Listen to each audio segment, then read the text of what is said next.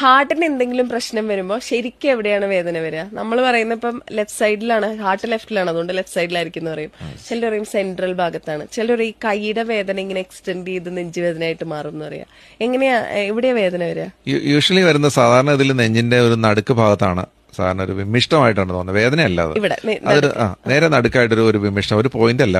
ഒരു പോയിന്റിലാണ് ഇത് ഹാർട്ടിന്റെ അല്ലാതെ വേദന. മിക്കവാറും അത് ആൾക്കാർക്ക് തോന്നുന്നത് ഒരു ഗ്യാസ് കെട്ടിയിരിക്കുന്നത്, എന്തെങ്കിലും ആഹാരം കഴിച്ചിട്ട് ഇറങ്ങിപ്പോകാതെ ഇങ്ങനെ തടഞ്ഞിരിക്കുന്ന ആ തരത്തിലുള്ളൊരു ഫീലിംഗ് ആണ്. അപ്പോൾ സാധാരണ ഇതിൽ ആൾക്കാർ ചെയ്യുന്നത് ഒരു ഗ്ലാസ് വെള്ളം കുടിച്ച് നോക്കും, അല്ലെങ്കിൽ ഗ്യാസിന്റെ മരുന്നെടുത്ത് കഴിച്ചു നോക്കും. ഒരു എമ്പക്കം പോയി കഴിഞ്ഞാൽ സാധാരണ അതിൽ കുറവുണ്ടെങ്കിൽ അത് ഗ്യാസിന്റെ ആണ്. പക്ഷേ അത് കഴിഞ്ഞിട്ട് അത് മാറാതെ നിൽക്കുവാണെങ്കിൽ തീർച്ചയായിട്ടും ഹോസ്പിറ്റലിൽ പോകണം.